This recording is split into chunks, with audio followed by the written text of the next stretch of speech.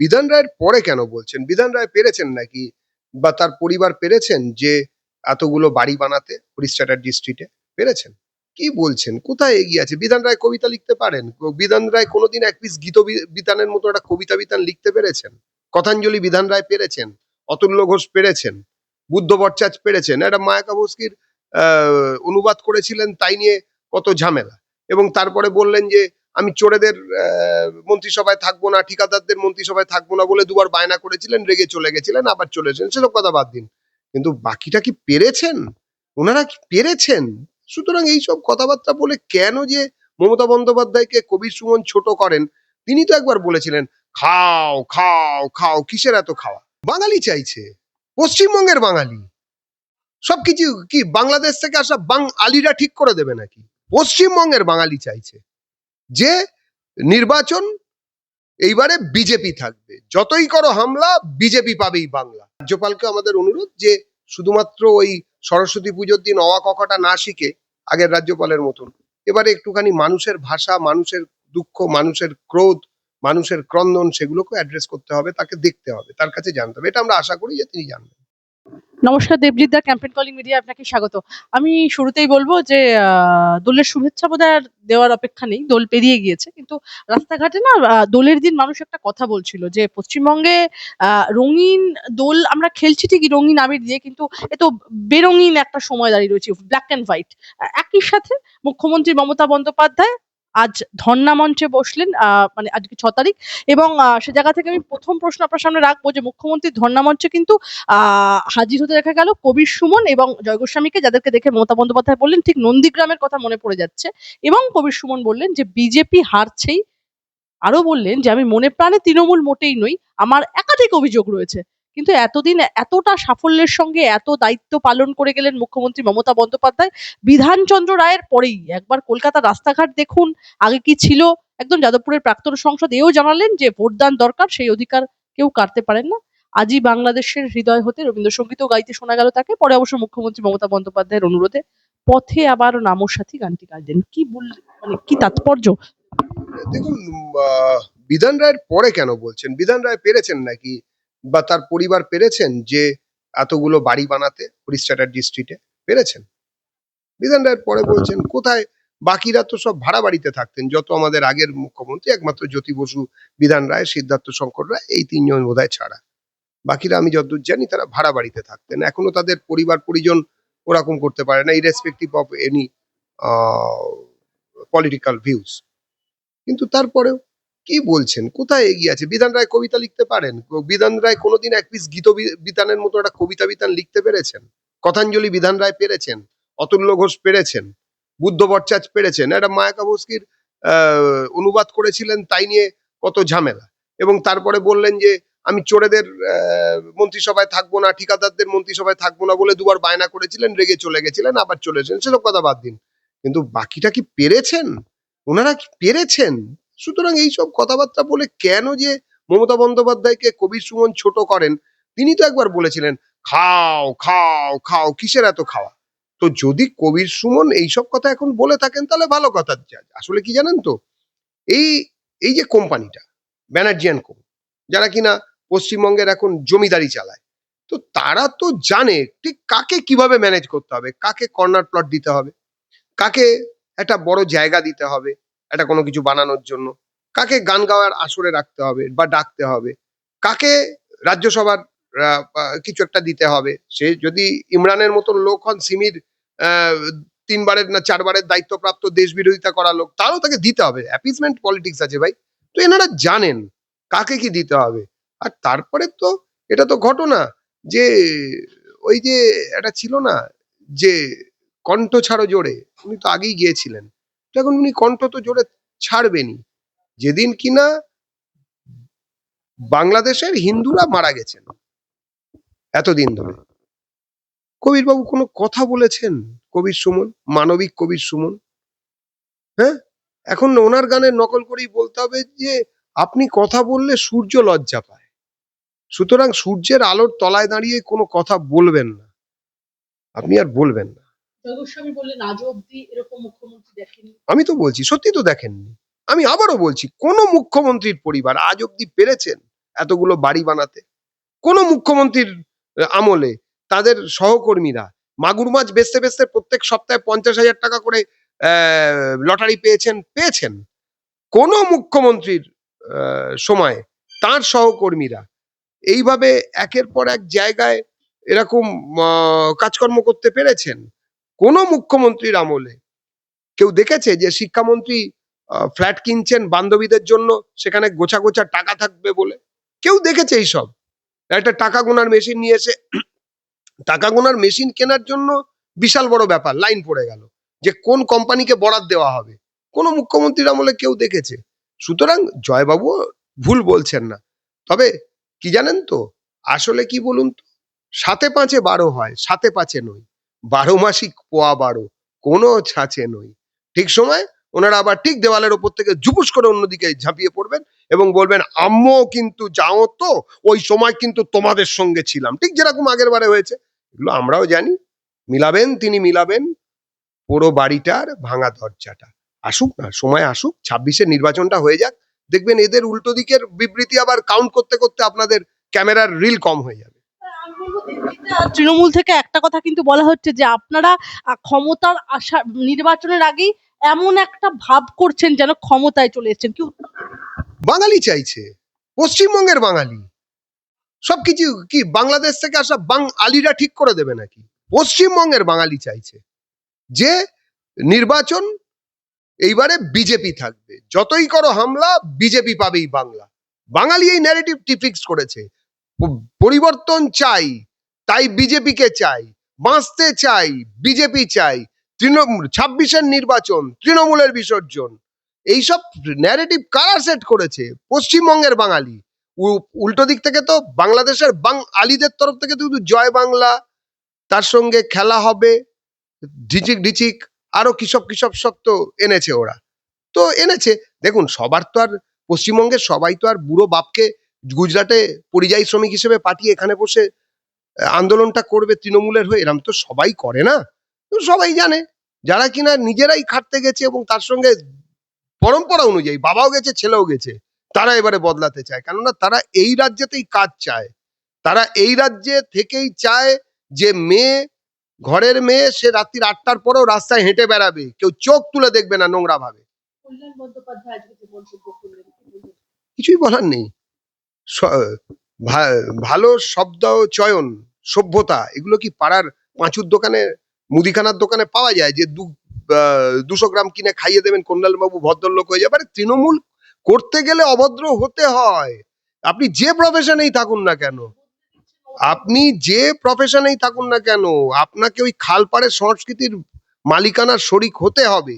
আপনাকে রল বচতে কথা বলতে হবে, আপনাকে নোংরা কথা বলতে হবে, গণতন্ত্রের বিরোধিতা করতে হবে। এটাই তৃণমূল। তৃণমূল করলে আপনাকে খারাপ হয়ে যেতেই হবে।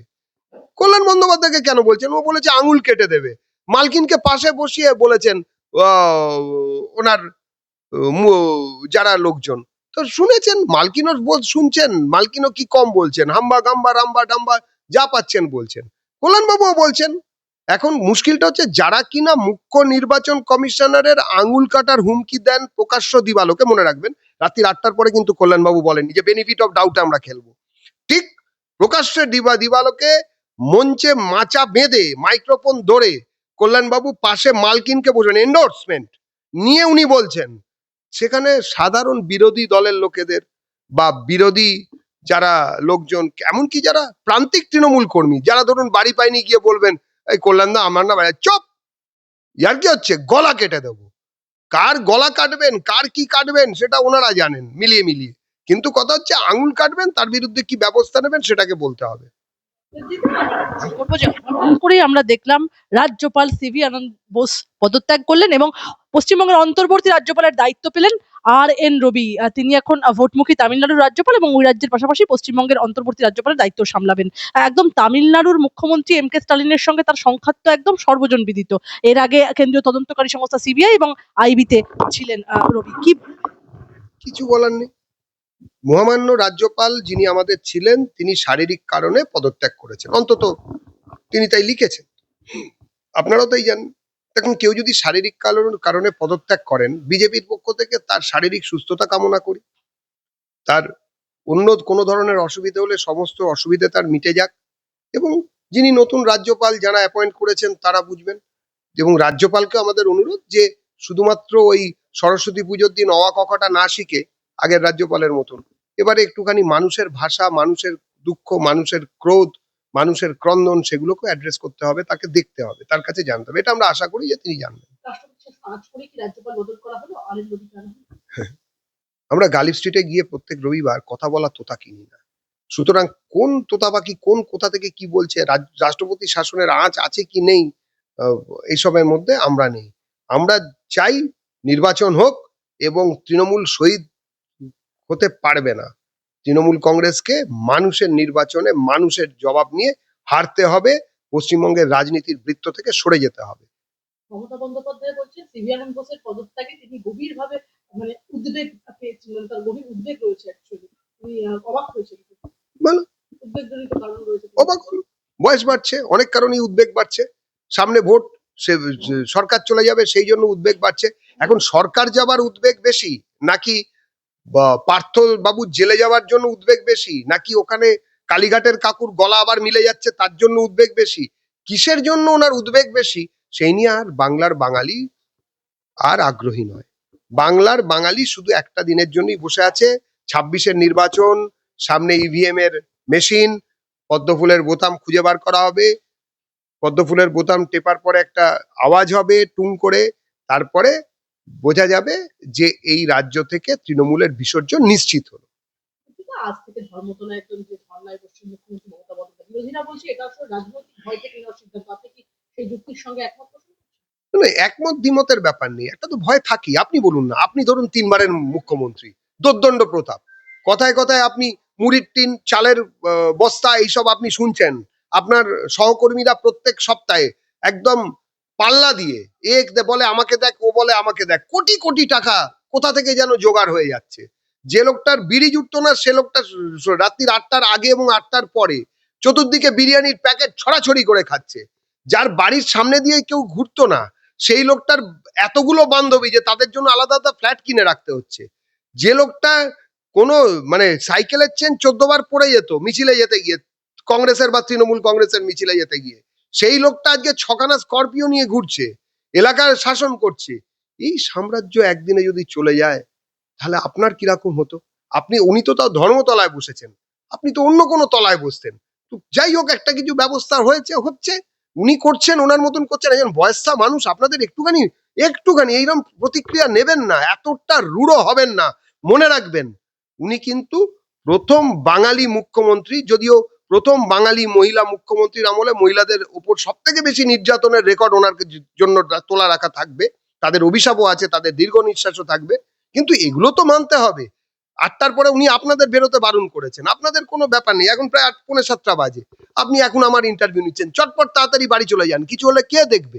বারণ তো করেছে। এখনই তোদের আবার ওই ধর্নাতলা নাকি শেষ হবে, ওরা সব বাড়ি যাবে, কে কখন কিরকম মুডে থাকে। দেবজিৎদা, রামকৃষ্ণ সারদা রামকৃষ্ণ মিশনের এক প্রেসিডেন্টের নাম নেই এসআইআর এর তালিকায়, মমতা বন্দ্যোপাধ্যায় ধর্ণা মঞ্চে কাগজ দেখাচ্ছেন। সেটা রামকৃষ্ণ মিশনের ওই সন্ন্যাসী বুঝবেন। উনি তো মোটামুটি মা শারদার সঙ্গে নিজেকে সমান করে ফেলেছেন। ওনার ভাইপো তো বিবেকানন্দের জন্মদিনের দিনে দেখলাম কার নাকি বিবেক গুপ্ত হয়ে গেল বা লুপ্ত হয়ে গেল, সে ভাইপোর ছবি দিয়ে দিল এখন সামনে বাড়িতে, আমাদের বিবেকানন্দের বাড়িতে। তো এরপরে আর কে কি দেখবে? নির্বাচন কমিশনের স্পেশাল ইন্টেনসিভ রিভিশনে 58 লক্ষ নাম বাদ পড়া, এই রাজ্য সরকারের আপত্তি। এটা কি প্রকৃত ভোটারদের রক্ষা করার চেষ্টা নাকি রাজনৈতিক লড়াই? এই নিয়ে বিশেষ কিছু বলার নেই। মৃত ভোটার, রোহিঙ্গা ভোটার এবং বাংলাদেশ থেকে আসা মুসলমান অনুপ্রবেশকারী ভোটার, এদেরকে এখান থেকে সরানোর কথা হয়েছে। এরা সরবে, এদেরকে সরাতেই হবে, তা না হলে ভোট করে কোনো লাভ নেই। নো এসআইআর, নো ভোট, আমরা এটা করব। আইন শৃঙ্খলা নিয়ে প্রশ্ন যতটা সক্রিয়তা দেখা যায় না, ভোটার তালিকা ইস্যুতে এত তৎপরতা কেন? এই প্রশ্ন তো উঠছে। ন্যাচারালি হোক না, যত প্রশ্ন আছে সব প্রশ্ন উঠতে থাকুক। সামনে বিজেপির সরকার হবে, পশ্চিমবঙ্গের প্রথম জনতার সরকার হবে, ভারতীয় জনতার সরকার হবে, ঠিক সব প্রশ্নের উত্তর তখন আমরা দেবো। শেষ করতে প্রশ্ন, অমিত শাহ আর স্বরাষ্ট্রমন্ত্রী অমিত শাহ সাম্প্রতিককালে এসেছিলেন রাজ্যে, তিনি বললেন যে হিন্দু শরণার্থীদের নাগরিকত্ব নিয়ে চিন্তা করার কারণ নেই। এটা কি রাজ্যের একদিন বড় ইস্যু হতে পারে? কোনো ইস্যু হবেই, কেননা এতদিন ধরে হিন্দু শরণার্থীদের নাগরিকত্ব দিতে সব সরকার ডিলে করেছে। একমাত্র এটাই একটা সরকার যে কিনা সরাসরি এটা করছে। তো এই ব্যাপারটাকে মানুষ ভালোভাবে নিচ্ছেন। হিন্দু উদ্বাস্তুদের কাছে একমাত্র বিশ্বাসযোগ্যতা লাভ করেছে বিজেপি। দেবজিৎ, সাম্প্রতিক সময়ে পশ্চিমবঙ্গে একের পর এক খুন, গুলি, বোমা বিস্ফোরণের ঘটনা সামনে আসছে। এটা কি রাজ্যে আইন শৃঙ্খলার অবনতির স্পষ্ট প্রমাণ? এবং মুখ্যমন্ত্রী নিজেই যখন পুলিশ মন্ত্রী, তখন আইন শৃঙ্খলার অবনতির দায় কি সরাসরি তার উপর পড়ে? আইন শৃঙ্খলা আছেটা কোথায়? দায় নেবে? নেই তো। সংবিধান নেই, শৃঙ্খলা নেই, আইন নেই, এটা তো সবাই জানে। আর বিজেপি বলছে তারা ক্ষমতায় এলে আইন শৃঙ্খলা নিরাপত্তা শক্ত করবে। এই দাবি কতটা বাস্তবসম্মত? পুরোটাই, এটা তো আমাকে কেন প্রশ্ন করছেন? এটা ওদের গিয়ে প্রশ্ন করুন। এটা তো আমাদের ঘোষণা। আমরা এলে এই ধরনের ঘটনা ঘটবে না, যেগুলো ঘটে চলেছে 15 বছর ধরে, কিংবা তার আগেও যেগুলো ঘটেছে। সেটা বিজেপি শাসিত রাজ্যতে একবার ঘুরে এলেই মানুষ বুঝতে পারবে। একটা শেষ প্রশ্ন আপনার কাছে, মহিলাদের নিরাপত্তা এবং সীমান্ত নিরাপত্তা নিয়ে বিজেপির যে প্রতিশ্রুতি, এগুলো কি বাস্তবে কার্যকর করা সম্ভব? কেন সম্ভব নয়? কেন সম্ভব নয়? যদি অন্য অন্য রাজ্যে যদি এই জিনিস সম্ভব হয়, তাহলে কেন সম্ভব নয়? তামিলনাড়ুতে চলে যান, ওখানে তো বিজেপির সরকার নেই। রাত্রির 2টোর সময় গাড়ি চালিয়ে 20 কিলোমিটার 25 কিলোমিটার দূরে টু হুইলার চালিয়ে মেয়েরা যান। গলায় সোনার গয়না থাকে, কানে সোনার গয়না থাকে, বয়স অল্প হয়, সব রকম যেগুলোকে এখানে মহিলাদের সম্বন্ধে ভালনারেবল বলে বলা হয়, সেই পরিস্থিতিতে ওনারা যান। কেউ তো চোখ উঠিয়েও দেখে না। তার কারণ হচ্ছে ওখানে একটা গভর্নেন্স বলে জিনিস হয়তো আছে, কিন্তু এখানে তা নেই। এখানে ভর দুপুর বেলায় গেলেই মেয়ে, স্কুটি, সোনা সবকিছু গায়েব হয়ে যাবে।